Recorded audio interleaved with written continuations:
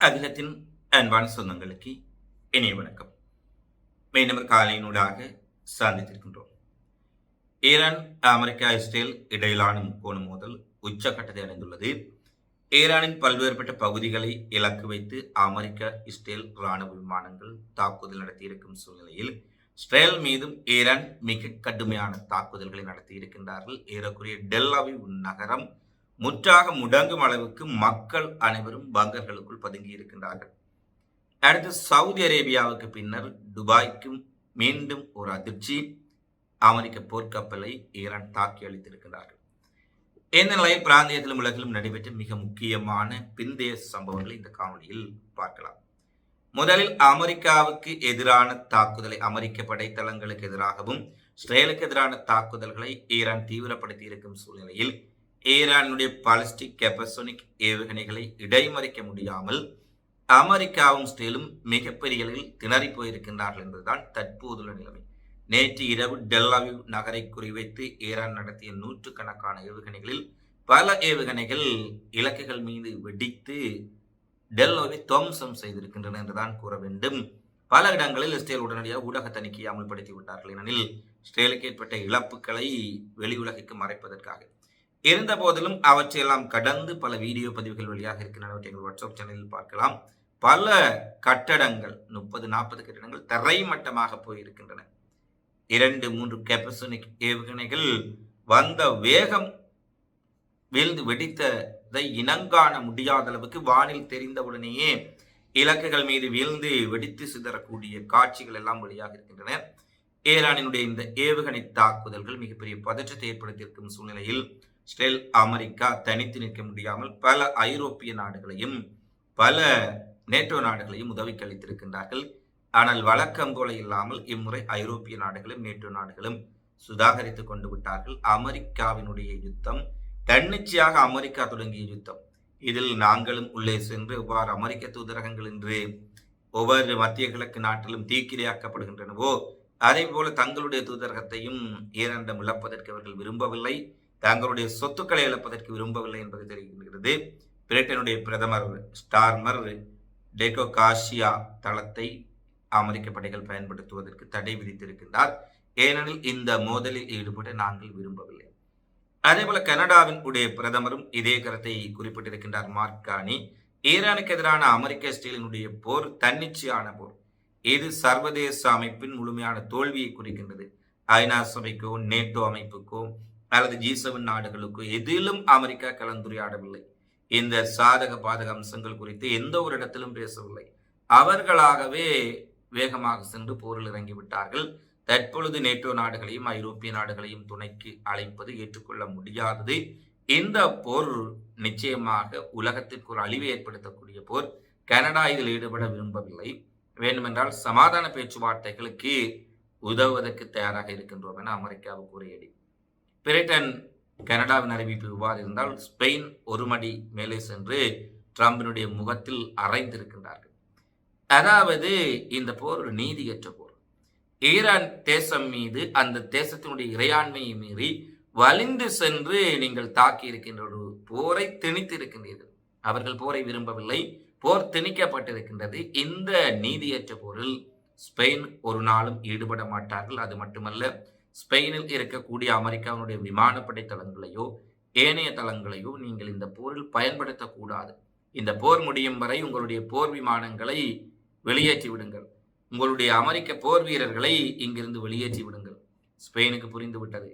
Iran மீது Spain தளத்திலிருந்து தாக்குதலை நடத்தி ஸ்பெயினுக்கு மத்திய கிழக்கு அமெரிக்காவை நம்பி சென்ற மத்திய கிழக்கு நாடுகளுக்கு ஏற்பட்ட ஒரு நிலை ஏற்பட்டு விடுமா என்பதில் ஸ்பெயின் தெளிவாக இருக்கின்றார்கள். ஒரே பதிலை கூறிவிட்டார்கள். எங்கள் நாட்டிலிருந்து நீங்கள் இராணுவத்தை முதலில் வெளியேற்றுங்கள். உண்மையில் இந்த ஸ்பெயின் நாடு ஐரோப்பாவிலே ஒரு முதுகெலும்புள்ள நாடு. காசா விடயத்தில் பார்க்கின்ற பொழுதும் கூட காசாவில் நடப்பது இனப்படுகொலை தான் என்று சொல்லி இஸ்ரேலுடன் அரபுலக நாடுகளில் ராயதந்திர வர்த்தக உறவுகளை முறித்துக் கொள்வதற்கு தயங்கியவைகளை அத்தனை உறவுகளையும் முதலில் முறித்துக் கொண்ட ஒரு நாடு ஸ்பெயின் என்பதும் குறிப்பிடத்தக்கது. ஈரான் விவகாரத்திலும் அமெரிக்காவுக்கு துல்லியமான பதிலை அவர்கள் கொடுத்திருப்பதை பார்க்கக்கூடியதாக இருக்கின்றது. அடுத்து நேற்றைய தினம் சவுதி அரேபியாவின் உடைய விமான மன்னிக்க வேண்டும், சவுதி அரேபியாவில் அமைந்திருக்கக்கூடிய அமெரிக்க தூதரகம் ஈரான் ஏவுகணை தாக்குதலுக்கு இலக்காகி அளிக்கப்பட்டிருந்தது. அது ரியாத்தில் நடந்த சம்பவத்தின் பரபரப்பு அடங்குவதற்குள் இன்றைய தினம் துபாயின் தலைநகரில் அமைந்திருக்கக்கூடிய அமெரிக்க தூதரகத்துக்குள் ஈரானிய ட்ரோன்கள் உள்ளே நுழைந்து தாக்கி அளித்திருக்கின்றன. மிகப்பெரிய அளவில் அங்கே இருக்கக்கூடிய கட்டிடங்கள் பற்றி எறிந்து கொண்டிருக்கின்றது. அங்கே இருக்கக்கூடிய தூதரக அதிகாரிகள் தலை தெறிக்க ஓடி இருக்கின்றார்கள். எனவே அமெரிக்க தளங்கள் மட்டுமல்ல, அமெரிக்க தூதரகங்களும் இந்த மத்திய கிழக்கு மண்ணில் எங்கும் இருக்கக்கூடாது என்பதை போல ஈரான் மிக கடுமையான தாக்குதல், அமெரிக்க தளங்களையும் தூதரகங்களையும் தேடி தேடி வேட்டையாடி கொண்டிருக்கின்றார்கள். துபாயினுடைய விமான நிலையம் நேற்று மிகப்பெரிய அளவில் தாக்கப்பட்ட சூழ்நிலையில் தற்பொழுது முற்று முழுதாக துபாய் விமான நிலையம் மூடப்பட்டிருப்பதாகவும், உலகிலேயே அதிக அளவிலான சுற்றுலா பயணிகள் வந்து செல்லக்கூடிய ஒரு விமான நிலையங்கள், முதல் 3 விமான நிலையங்களுக்குள் துபாய் ஐக்கிய அரபு எமிரேட்ஸின் விமான நிலையம் ஒன்றாக காணப்படும் சூழ்நிலையில் ஒரு நாளில் மட்டும் நேற்றைய தினம் மூடப்பட்டுள்ள சூழ்நிலையில் ஒரு நாளில் மட்டும் 1.44 பில்லியன் டாலர்கள் இழப்பு ஏற்பட்டிருக்கின்றது என்ற செய்தி வெளியாக இருக்கிறது. பாருங்கள், ஒரு நாளைக்கு 1.1 பில்லியன் டாலர்கள் என்றால் இன்னும் 15 நாட்கள் சண்டை நீடித்தால் அமெரிக்காவை நம்பி சென்ற அரபுலக நாடுகள், அமெரிக்க இராணுவத்தை தங்களுடைய மண்ணில் வைத்திருந்தவர்கள், அமெரிக்கா தங்களை பாதுகாக்கும் என்று நினைத்த நாடுகளின் பொருளாதாரம் முற்று முழுதாக சரியப் போகின்றது என்பதுதான் மிகப்பெரிய ஒரு சிக்கலாக மாறி இருக்கின்றது. துபாய் அமெரிக்க தூதரகம் தாக்கப்படுகின்றது, துபாய் விமான நிலையம் தாக்கப்படுகின்றது.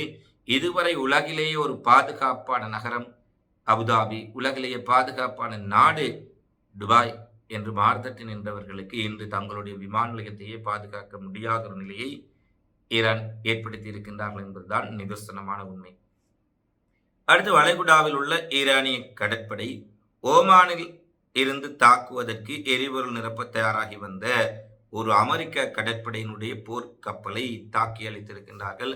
IRGC-யினுடைய கடற்பிரிவு துல்லியமாக குறிவைத்து இந்திய பெருங்கடலில் அமெரிக்க கப்பலை தாக்கிய பின்னர் அமெரிக்க கப்பல் தீப்பற்றி அங்கு நெருப்பு மூட்டமாக தீப்புளம்பாக காணக்கூடிய காட்சிகளை சர்வதேச ஊடகங்கள் வெளியிட்டிருக்கின்றார்கள்.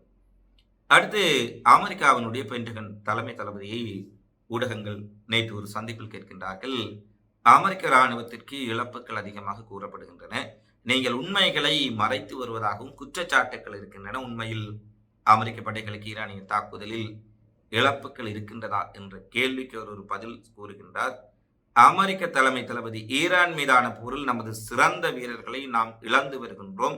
மேலும் மிக பெரிய அளவில் உயிரிழப்புகள் அதிகரிக்கக்கூடிய ஒரு கவலை எழுந்திருக்கின்றது. எங்களுடைய வீரர்களை பாதுகாப்பதற்கு பல நடவடிக்கைகள் மேற்கொண்ட போதிலும் கூட மிகப்பெரிய அளவில் நாங்கள் இந்த போரிலே எங்கள் வீரர்களின் உயிரிழப்புகளை தடுக்க முடியாத ஒரு சூழ்நிலையில் இருக்கின்றோம் என பென்டகனுடைய தலைவரே கூறியிருப்பது அமெரிக்க படைகள் மிகப்பெரிய இழப்பை ஈரானுடைய ஏவுகணை தாக்குதலில் சந்தித்து வருகின்றார்கள் என்பதை தெளிவுபடுத்தி இருக்கிறது. இந்த விடயங்கள் நடைபெற்றுக் கொண்டிருக்க இன்னும் ஒரு அதிர்ச்சியான விடயம், குறிப்பாக அமெரிக்காவும் இஸ்ரேலுக்கும் ஈரானின் பாலிஸ்டிக் கேப்பசோனிக் ட்ரோன் படையவே எதிர்கொள்ள முடியாமல் இவர்கள் திணறிக் கொண்டிருக்கும் சூழ்நிலையில் ஈரானின் உடைய அணு ஆலை அமைந்திருக்கக்கூடிய நகரத்திலே, இஸ்பகான் நகரத்திற்கு அருகாமையில் 4.3 ரிக்டர் அளவில் நேற்றைய தினம் ஒரு நிலநடுக்கம் ஏற்பட்டதான செய்திகள் வெளியானது. இன்றைய தினம் மீண்டும் இன்னும் ஒரு நடான்ஸ், பூமிக்கடியில் இருக்கக்கூடிய நடான்ஸ் அணு சக்தி அணு உலை அமைந்திருக்கக்கூடிய பகுதியில் அதே 4.3 ரிக்டர் அளவில் ஒரு மிகப்பெரிய நிலநடுக்கம் ஏற்பட்டிருக்கின்றது என்ற செய்தி தற்போது வெளியாக இருக்கின்றது. ஈரான் ஏற்கனவே அணு ஆயுதங்களை தயாரிப்பதாக தெரிவித்துத்தான் அமெரிக்காவும் இஸ்ரேலும் ஈரான் மீது தாக்குதலை தீவிரப்படுத்தி இருந்தார்கள். தற்போது 4.3 ரிக்டர் அளவு என்பது ஒரு பூமிக்கு கீழே, பூமியின் அடியில் அணு ஆயுத சோதனை ஒன்று நடத்தப்பட்டால் அதனால் ஏற்படக்கூடிய நிலநடுக்கத்தின் ரிக்டர் அளவுகளுக்கு மிக நெருக்கமான அல்லது அதற்கேற்ற ஒரு ஒத்துப்போகக்கூடிய அளவில் இருக்கின்றது. அதிலும் நிலநடுக்கம் ஏற்பட்ட 2 பகுதிகளுமே ஈரானினுடைய அணுசக்தி நிலையங்கள் அமைந்திருக்கக்கூடிய இடங்கள் என்பதும் குறிப்பிடத்தக்கது. 2 இடங்களிலும் 4.3 ரிக்டர் அளவுகளில் நிலநடுக்கம் ஏற்பட்டிருப்பதால் ஈரான் அணு ஆயுதங்களை வெற்றிகரமாக சோதனை செய்து விட்டார்களா என்பது இஸ்ரேல் அமெரிக்காவுக்கு மிகப்பெரிய அச்சத்தை ஏற்படுத்தி இருக்கின்றது. ஈரானின் அணு உலைகளையும் அணு சக்தி நிலையங்களையும் இலக்கு வைத்து நூற்றுக்கணக்கான விமானங்களை கொண்டு தாக்கிக் கொண்டிருக்கின்றார்கள். ஆனால் ஈரான் அணு ஆயுதங்கள் உறுதிப்படுத்தி இருக்கலாம், சோதனை வெற்றியடைந்திருக்கலாம் என்பதுதான் தற்போது மேற்குலக ஊடகங்கள் பலவற்றில் வெளியான கருத்தாக இருக்கின்றது. அவ்வாறு ஈரானின் அணு ஆயுதங்களும் தயாராகிவிட்டால் இவர்கள் மிகப்பெரிய சிக்கலை மத்திய கிழக்கில் சந்திக்கப் போகின்றார்கள் என்பதில் எந்த மாற்றமும் இல்லை. அடுத்து சீனா இன்று பகிரங்கமாக இஸ்ரேலுக்கு ஒரு மிக கடுமையான எச்சரிக்கை விடுத்திருக்கின்றார்கள். சீனாவினுடைய வெளியுறவுத்துறை அமைச்சர் வாங் ஜி இஸ்ரேலிய வெளியுறவு அமைச்சர் கிடியோன் சாருக்கு தொலைபேசி மூலம் தொடர்பு கொண்டு டெஹ்ரான் மீதான தாக்குதலை, ஈரான் மீதான தாக்குதலை உடனடியாக நிறுத்த வேண்டும். உங்களுடைய போர் ஈரான் மீது வலிந்து திணிக்கப்பட்ட போர். இந்த போரினால் மிகப்பெரிய இழப்புகள் ஏற்பட்டு கொண்டிருக்கின்றன. உலகின் சமநிலை குழம்பி இருக்கின்றது. உலகம் முழுவதும் மிகப்பெரிய சிக்கலை சந்தித்திருக்கின்றது. எனவே உடனடியாக நீங்கள் இதை நிறுத்த வேண்டும். ஏற்கனவே அயதுல்லா ஹமேனியினுடைய படுகொலையும் மிக கடுமையான ஒரு மீறல் என்று சீனா கண்டித்த சூழ்நிலையில் இஸ்ரேலுக்கு மிக கடுமையான எச்சரிக்கையை நேரடியாக தெரிவித்திருக்கின்றமையும் இங்கு பரபரப்பு ஏற்படுத்தியிருக்கின்றது. இவைதான் தற்போது வரை வெளியாக இருக்கக்கூடிய மிக முக்கியமான செய்திகளாக இருக்கின்றது. அடுத்து ஹார்முஸ் ஜலச்சந்தியில் படகுகளையும் கப்பல்களையும் மூழ்கடிக்க ஈரான் வகுத்திருக்கக்கூடிய வியூகங்கள் அமெரிக்காவை திக்குமுக்காட வைத்திருக்கின்றன. அது தொடர்பிலான ஈரானினுடைய தொழில்நுட்பம் எவ்வகையான வியூகத்தை கையாளப் போகின்றார்கள், அமெரிக்கா எவ்வாறு இந்த யுத்தத்தில் மிகப்பெரிய சிக்கலில் சிக்கி இருக்கின்றார்கள் என்பது தொடர்பான அடுத்து வரும் விடயங்களை அடுத்த காணொலியில் பேசுவோம். இந்த காணொலி தொடர்பிலான உங்களது மதிப்பான கருத்துக்களை தவறாமல் கமெண்ட்ஸில் பதிவிடுங்கள். மீண்டும் அடுத்த காணொலியில் சந்திப்போம். நன்றி, வணக்கம்.